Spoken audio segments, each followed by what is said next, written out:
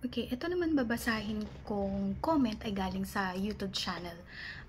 Ang sabi ni sender, may tanong lang po ako kasi nagpalit po ng hahawak ng Fleet Management Logistics na pagmamay-ari ng isang planta. Yung humahawak po sa amin ay babayaran po kami ng separation pay, kalahati po lamang ng isang buwang sahod ng ipinasok namin.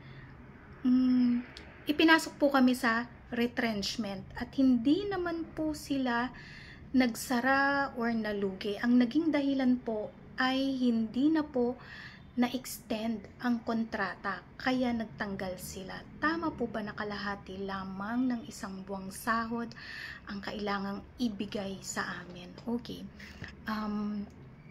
Dito, yung pagkakasabi niya na may humahawak sa kanila, I will presume na agency ang tinutukoy niya. So, sila ay agency employees, i-deploy sila or ini-assign sila sa isang planta bilang mga trabahador.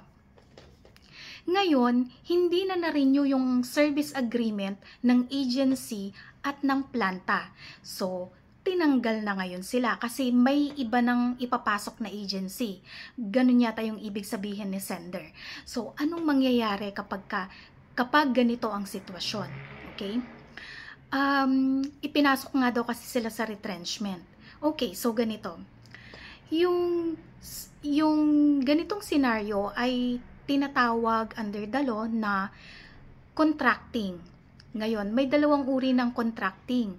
Yung job contracting na pinapayagan ng batas, legal yon, valid yon, at yung labor-only contracting na ipinagbabawal ng batas. Pero maraming gumagawa.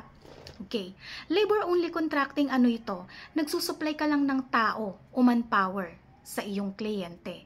Pero hindi ka talaga nangungontrata ng serbisyo. Kasi yung pinapayagan ng batas ay yung job contracting o yung pangungontrata mo ng serbisyo. Ibig sabihin, hindi lang tao yung binibigay mo. Meron kang makinarya, meron kang substantial capital, meron kang equipment para maibigay mo yung serbisyo na kontrata mo sa iyong kliyente. O ngayon, balik tayo dun sa nag-expire na yung service agreement ni client at saka ni agency. Ano ang mangyayari ngayon? Well, under the law, si agency po bilang employer ng mga empleyado na na-hire ng agency, bilang employer, meron siyang obligasyon na hanapan kayo ng panibagong assignment sa iba nilang kliyente. Okay? Kasi nag-expire na sa planta eh. So, meron pa silang ibang mga kliyente. Hahanapan nila kayo sa loob ng 3 buwan ng panibagong assignment. Anong mangyayari kung hindi nila kami mabigyan ng panibagong assignment? Dito na po magkakaroon ng bayad na separation pay para sa mga empleyado na hindi nabigyan ng assignment after 3 months. Okay? So, after 3 months, may separation pay na. Ngayon, dun sa retrenchment na sinasabi ni sender, meron pong mga requisites ang batas. Hindi dahil sa sinabi ng employer mo na, retrench ka na kasi magbabawas tayo ng tao kasi nalulugi, ganyan. Hindi po ganon. Kasi yung business losses, retrenchment due to losses, dapat ay real or actual, or kung hindi pa dumarating yung losses na yon, dapat papunta na doon, reasonably imminent, paparating na, and makikita na mula sa mga financial statements, ganyan. Ngayon, kung na-incur na, actual loss na siya, dapat yung loss serious and substantial. Anong ibig sabihin yan? Halimbawa, ang puhunan mo, ang kapital mo bilang employer ay 10 billion. Tapos ang losses mo ay around 100,000. Hindi po siya considered substantial loss para maging valid yung pagdeklara mo ng retrenchment. Okay? Hindi lang yon, hindi lang yung substantial, real, actual, and serious losses. Hindi lang po yon.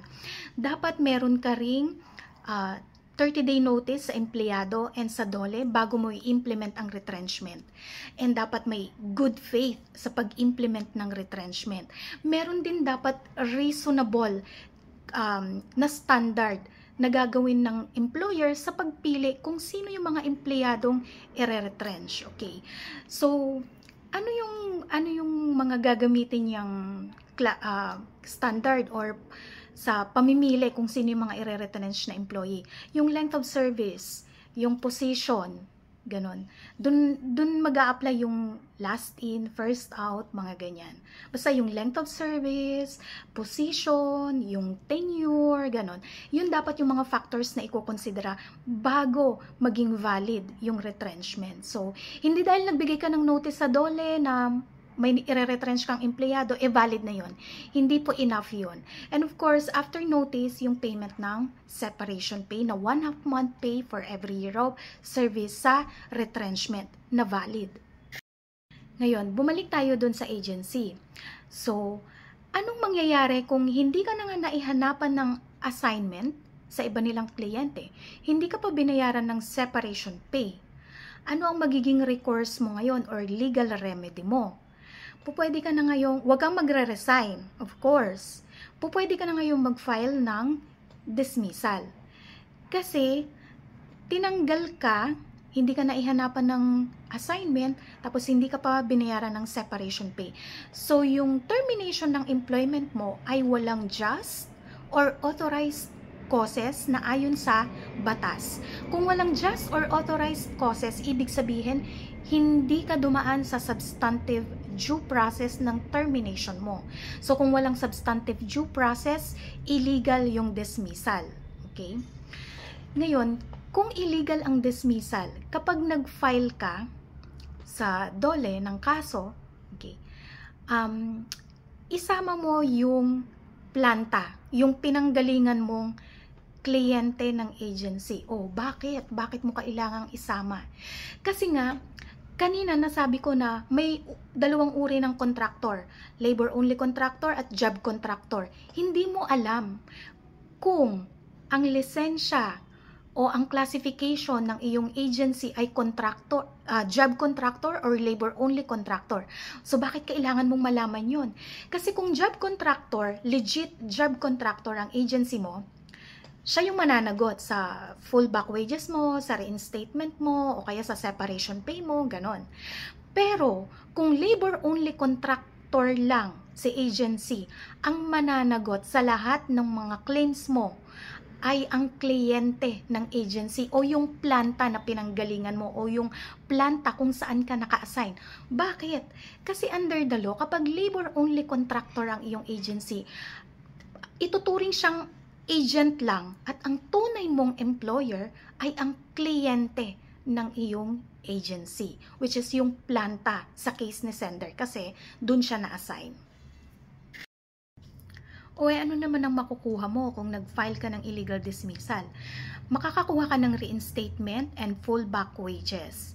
Ngayon, kung hindi na possible ang reinstatement, dito ka na makakakuha ng separation pay na 1 month pay for every year of service. At tandaan po ninyo, kapag panalo ka sa labor arbiter at sinabi ng arbiter na i-reinstate ka sa dati mong posisyon, immediately executory po yun. Ibig sabihin, kaagad na dapat i-implement yon ni employer.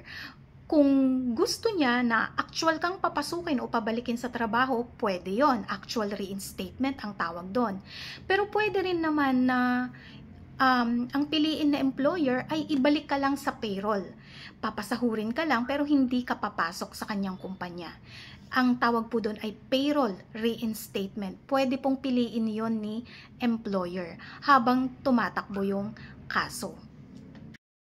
O kanina sinabi ko, 'di ba?